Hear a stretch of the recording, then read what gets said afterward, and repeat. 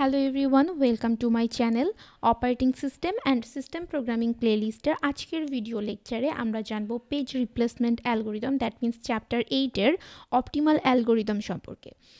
গত ভিডিওতে আমরা first in first out algorithm সম্পর্কে জেনেছি। যদি আপনারা ওই ভিডিওটি দেখে না থাকেন সেক্ষেত্রে আমার সাজেশন থাকবে ওই ভিডিওটি দেখে দেন এই ভিডিও লেকচারটি দেখা, সেক্ষেত্রে আপনাদের বুঝতে বেশি সুবিধা হবে। চলুন শুরু করা যাক অপটিমাল অ্যালগোরিদম কিভাবে কাজ করে। গত ভিডিওতে আমরা যে স্ট্রিংটি ইউজ করেছিলাম, দ্যাট মিন্স যে স্ট্রিংয়ের পেজ নাম্বারগুলো আমরা ইউজ করেছিলাম, রেফারেন্স পেজ নাম্বার, আমরা এখনও ঠিক same reference page number use করছি এবং এর আগের ভিডিওর মতোই আমাদের এখানে ফ্রেম থাকছে 3টি। তো আমাদের ফ্রেম যেহেতু 3টি তাই আমরা এখানে ফ্রেম 1, ফ্রেম 2 এবং ফ্রেম 3 পাচ্ছি এবং সিমিলারলি এই স্ট্রিং নাম্বারটা আমি প্রত্যেকটা কলামের উপর লিখে ফেলবো।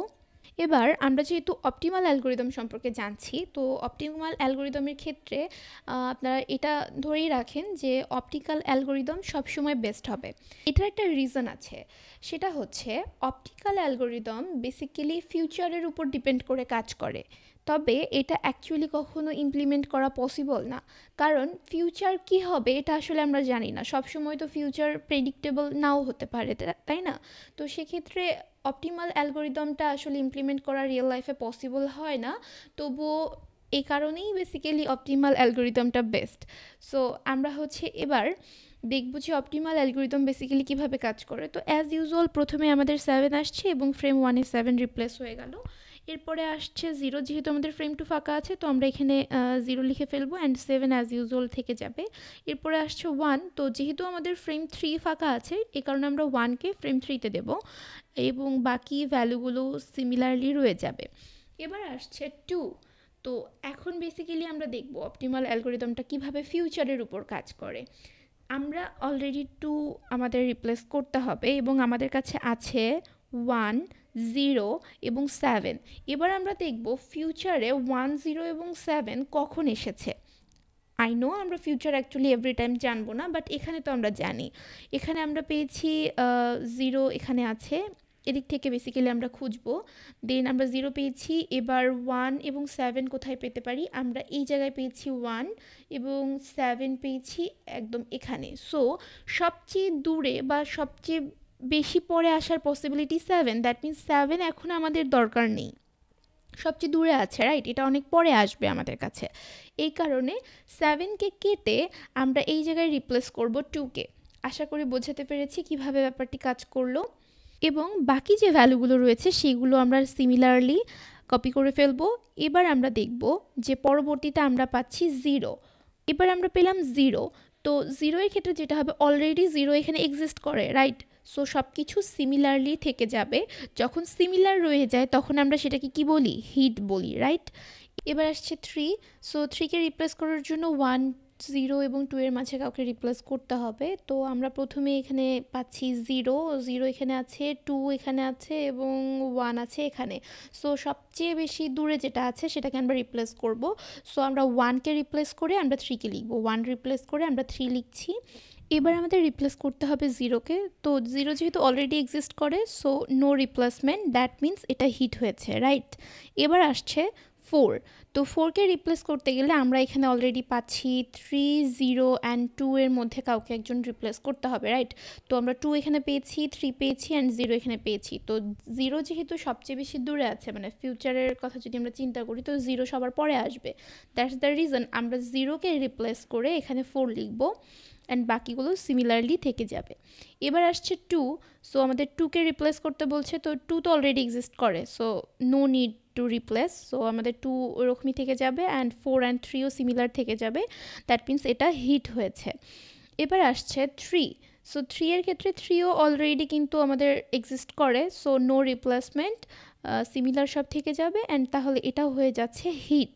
এবার আমরা পাচ্ছি 0, সো 0কে রিপ্লেস করতে হবে, তো 3, 4 অ্যান্ড 2 এর মাঝে কাউকে একজনকে রিপ্লেস করতে হবে। আমরা এখানে পেয়েছি 3 অ্যান্ড এরপরে আমরা 2 পেয়েছি অ্যান্ড এখানে কিন্তু কোথাও 4 নেই, দ্যাট মিন্স আমরা 4কে রিপ্লেস করতে পারি। 4কে রিপ্লেস করে আমরা এখানে লিখলাম 0 অ্যান্ড 3 অ্যান্ড 2 সিমিলারলি থেকে গেল। এবার আমরা পাচ্ছি 3 কে রিপ্লেস করতে বলছে, তো 3 তো অলরেডি এক্সিস্ট করে, তো নো নিড টু রিপ্লেস। 3 থেকে যাবে, সিমিলারলি 0 অ্যান্ড 2ও থেকে যাবে। এবার আবার আসছে 0, তো 0কেও রিপ্লেস করার দরকার নেই। আচ্ছা, এটা তো হিট হবে কারণ আমরা তো কোনো রিপ্লেস করিনি। এবার 0কে যখন রিপ্লেস করছি, তো 0কে রিপ্লেস করার দরকার নেই, 0 অলরেডি এক্সিস্ট করে, তো 0 থেকে গেল অ্যান্ড বাকিগুলো সিমিলারলি থেকে যাবে, সো এটা হবে হিট। এরপরে আবার আসছে 3, সো 3 অলরেডি সিমিলারলি থেকে যাবে, নো রিপ্লেসমেন্ট, সো এটাও হচ্ছে হিট। এবার আবার আমরা পাচ্ছি 2, তো 2 অলরেডি এক্সিস্ট করে, 2 0 3, so no need to replace, এটাও হয়ে যাচ্ছে হিট। এবার আমরা দেখছি 1, তো 1কে রিপ্লেস করতে হবে। 1কে রিপ্লেস করার জন্য আমাদের কাছে আছে 3 0 অ্যান্ড 2 এর মাঝে কাউকে রিপ্লেস করতে হবে। আমরা এখানে 2 পেয়েছি, দেন এখানে 0 পেয়েছি, বাট এখানে কোথাও 3 নেই, সো আমরা 3কে রিপ্লেস করতে পারি। 3কে রিপ্লেস করে আমরা এখানে দিলাম 1, 0 অ্যান্ড 2 সিমিলার থেকে যাবে। এবার আসছে 2, সো 2কে রিপ্লেস করার দরকার নেই, 2 অলরেডি এক্সিস্ট করে, দ্যাট মিন্স এটা আমরা পাচ্ছি হিট। এবার এখানে আমরা পাচ্ছি 0, তো 0কেও রিপ্লেস করার দরকার নেই, দ্যাট মিন্স এখানে আমরা পাচ্ছি হিট। এবার এখানে আসছে 1, তো 1কেও আমাদের রিপ্লেস করার দরকার নেই, 1 অলরেডি এক্সিস্ট করে, সো এখানে 1 0 অ্যান্ড 2, এটাও আমরা পাচ্ছি হিট।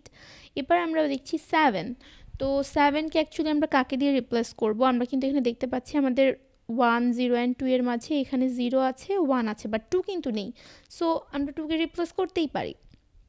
2কে কেটে দিয়ে আমরা এখানে 7 রিপ্লেস করলাম, 0 অ্যান্ড 1। এবার আমাদের 0কে রিপ্লেস করতে হবে, no need of replacement, so এখানে 0 থাকবে, 7 অ্যান্ড 1, সো এটা হবে হিট।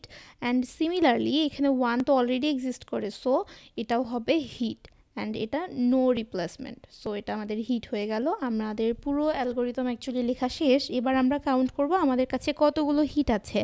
আমরা হিট পেয়েছি 1 2 3 4 5 6 7 8 9 10 11 12 13, আমরা হিট পেয়েছি 13টা, দ্যাট মিন্স 13/22 মাল্টিপ্লিকেশন 100%, এটা হচ্ছে আমাদের হিট রেশিও। এবং তাহলে ফল্ট রেশিওটা কত হবে? যেহেতু হিট হয়েছে 13টা, দ্যাট মিন্স 22 - 13 করলে আমরা পাচ্ছি 9, তার মানে আমাদের ফল্ট হচ্ছে 9টা আছে এখানে, রাইট? এই কারণে আমাদের ফল্ট রেশিও হবে 9/22 মাল্টিপ্লিকেশন 100%। এবার এটা ক্যালকুলেট করলে আমরা একটা হিট রেশিও পাবো, রাইট? সো এই হিট রেশিওটা হচ্ছে, যার হিট রেশিও যত বেশি হবে তার পারফরমেন্স কিন্তু তত বেশি হবে।